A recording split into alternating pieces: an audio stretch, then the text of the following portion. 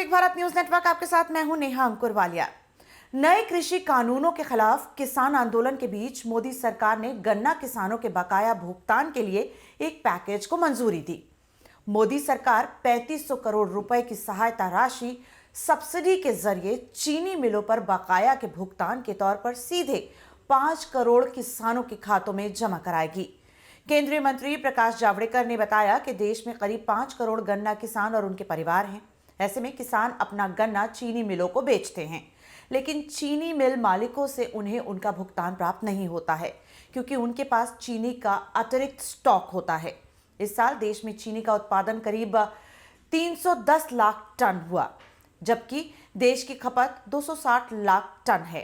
अंतर्राष्ट्रीय मार्केट में चीनी दाम कम होने की वजह से किसान और उद्योग संकट में हैं। ऐसे में सरकार चीनी के अतिरिक्त स्टॉक को शून्य पर लाने के प्रयास कर रही है। इससे गन्ना किसानों के बकाया का भुगतान करने में सहूलियत होगी। मोदी सरकार इसे गन्ना किसानों को राहत देने का कदम बता रही है, लेकिन किसान संगठन इसे किसानों के से ज्यादा चीनी मिल मालिकों को देने वाला राहत पैकेज बता रहे हैं। साथ ही आपको दिखाते हैं कि कृषि कानून वापसी की मांग कर रहे किसानों का सरकारी आश्वासन के बाद क्या रुख है और गन्ना किसानों का क्या कुछ कहना है। आज लगभग 23 दिन हो गए हैं और उसके बाद भी जो ये गूंगी बहरी सरकार है कुछ भी सुनने के लिए तैयार नहीं है। और एक तरह से मैं कहूँ तो लोकतंत्र का खात्मा हो रहा है। एक सोच के साथ जो मोदी सरकार को चुना गया था कि कम से कम जवान और किसान की तो ये सुनेंगे, उधर जवान तंग है और इधर किसान तंग है। यहाँ पे कड़कती हुई ठंड में भी पूरे देश के किसान बुजुर्ग जो बैठे हुए हैं, आप लगातार देखते हैं इतनी ठंड है जो लगातार बढ़ती जा रही है, लेकिन जो गूंगी बहरी सरकार है उसके कान पे जू तक नहीं रेंग रही है और वो सुनने को तैयार ही नहीं है।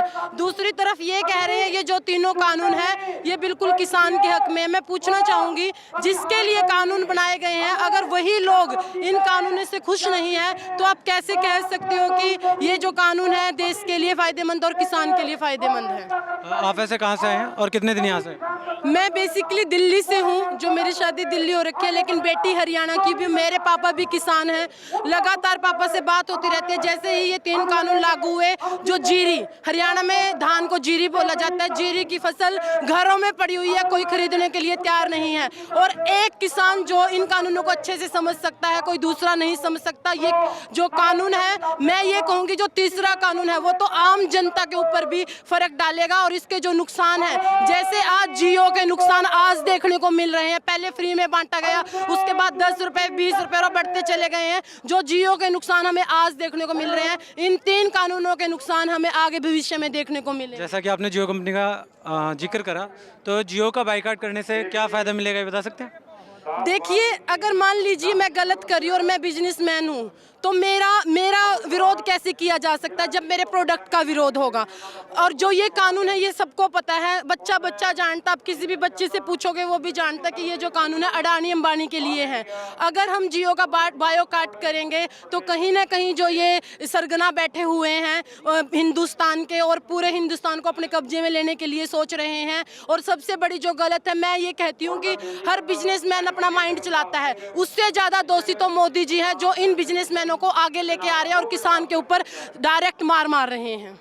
एक गवर्नमेंट का भी आया था कि आपको गन्ने के जो है 6000 रुपये प्रति क्विंटल के हिसाब से दिया जाएगा, तो उस पर आपका? अभी मेरे को ये नहीं पता, इतनी सारी चीजें सरकार ने बोली है। आप ये बताइए, आपने कहा कि गन्ने का आया था 6000 प्रति क्विंटल मिलेंगे, इतने सारे किसान खड़े हैं, किसी को मिले 6000 प्रति क्विंटल? उन्होंने 1 हफ्ते का टाइम भी बोला। क्या करते हैं, जुमला है, जुमला होता है। ये कितने सालों से मैं देखती आ रही हूँ, किसान की बेटी हूँ। जो ये लोग कहते हैं वो कभी सच होता ही नहीं है। और खास तौर पे मोदी जो हैं, बड़े बुजुर्ग का इज्जत माँ बाप ने सिखाई है, बड़े बुजुर्ग की इज्जत करनी चाहिए, मेरे दादा के समान है। मैं तो ये कहूँगी कि पता नहीं किस मिट्टी के बने हैं जो किसानों की वो नहीं देख रहे। कह रहे कि खालिस्तानी, पाकिस्तानी, बांग्लादेशी, चीन के यहाँ पे कौन लग रहा है? कौन ऐसा लग रहा है जो खालिस्तानी है, पाकिस्तानी है? इतनी ठंड में खालिस्तानी पाकिस्तानी यहाँ क्या करने आएंगे? और आपकी कमजोरी है, अगर बॉर्डर से लांग कर खालिस्तानी पाकिस्तानी मेरे देश में घुस रहे हैं तो आपकी कुछ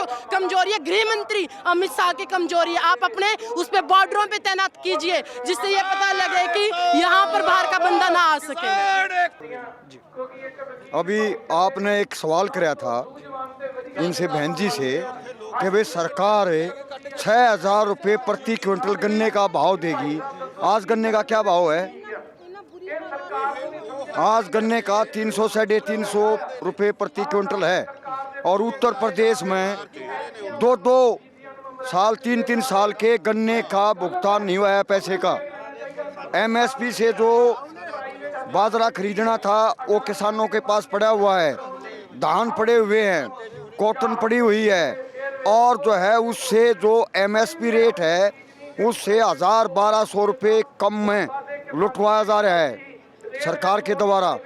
और जहाँ बात है कानून की, supreme court, high court, any court में उसमें होता है my lord as per law, my lord as per law. Supreme लेकिन ये जो कानून बने हैं वो कितना ठीक है कितना गलत है? जनता की डेमोक्रेसी जिन देशों में है उसकी जनता की अदालत दुनिया में सबसे बड़ी है। और effective person, farmer is effective person, वो इफेक्टिव पर्सन पूरा का पूरा आंदोलन पे है। उसके अलावा जो मजदूर हैं वो आंदोलन पे हैं। हम ये बात पूछना चाहते हैं कि भी जीरी का रेट घटा दिया तो चावल का क्यों बढ़ा, बुरादे का क्यों बढ़ा? सरसों का रेट घटा दिया तो फिर जो है सरसों के तेल का क्यों बढ़ा, खली का क्यों बढ़ा? किसान का आलू सड़क पे है तो चिप्स का रेट क्यों बढ़ा?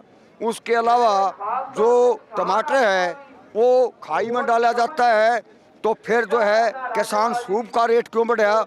ये मौजूदा सरकार सस्ते में खरीदने की छूट देती है कैपिटलिस्ट को और महंगे में बेचने की उनकी जो है वो भी छूट है। ये जो मार है खाली किसान पर रही है, किसान को लूट लिया, उसकी जिन्नस का, उसकी प्रोडक्ट का कम पैसा दे करके देश की जनता को लूट लिया, महंगा बेचकर उसकी पूरी जनता की जेब पर डाके का काम जो है सरकार कर रही है। और ये आंदोलन ना हरियाणा का है ना पंजाब का है, पूरे भारत का राष्ट्रीय जनवादी आंदोलन 10 दिन पहले हो चुका था।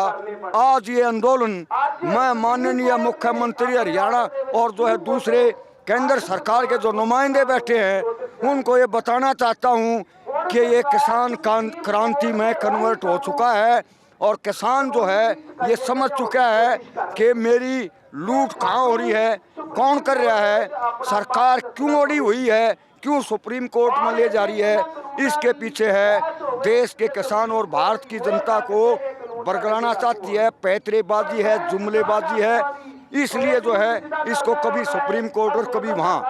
और यहाँ तक भी ये बड़े शर्म की बात है, अन्नदाता है, अन्न पैदा करता है, पूरे जीव जंतु और इंसान उस अन्न को खाते हैं, उसको टेररिस्ट कहना, उसको टुकड़े टुकड़े गैंग कहना, उसको कोई और नाम देना।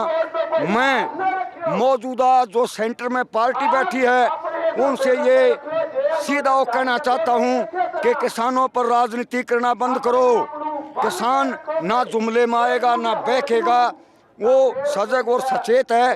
और ये जो आज झूठे किसान बना करके कहा जा रहा है कि 10 किसान संगठन आगे 15 आगे, भारत का किसान यहाँ बैठा हुआ है, वो चाहे कुम्हार की तरह 15 नेता बना लें, 25 नेता बना लें, और कितना वो है ये भी देखें आप। ये कमेटी वहाँ पहुँची जो आंदोलन को फॉलो करने वाली कमेटी है, बातचीत के लिए 6 बार सरकार के पास गई, लेकिन वो इतनी नाराज है कि उन्होंने वहाँ पानी तक नहीं पिया। उनका पानी तक नहीं पिया। क्यों नहीं पिया?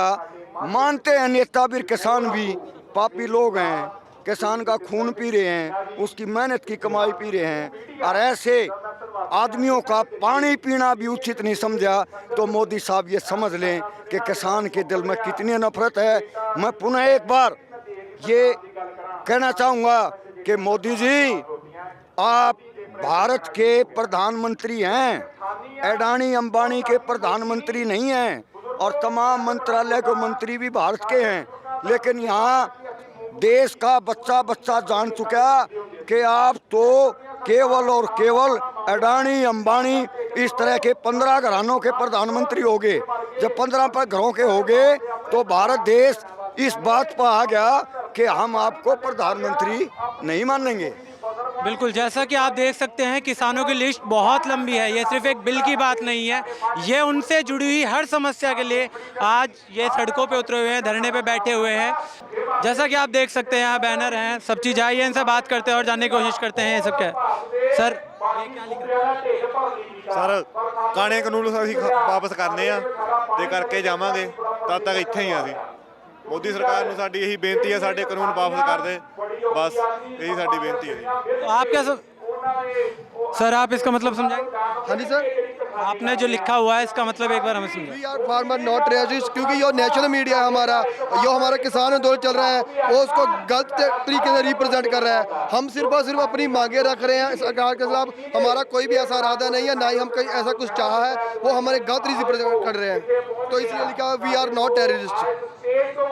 तो जैसा कि आपने देखा अलग अलग दलीलें हर किसान हर बंदा यहाँ पे आया हुआ दे रहा है कि हमें टेररिस्ट कहा जा रहा है, हम खालिस्तान के बताए जा रहे हैं, चाइना से आए हैं, कोई कुछ। तो ये सब चीज़ें कहीं ना कहीं जो सरकार का और किसान के बीच जो गैप है, जो एक तरह से कहें जो बातचीत का जो माहौल है वो शायद कहीं बनता हुआ दिखाई नहीं दे रहा है।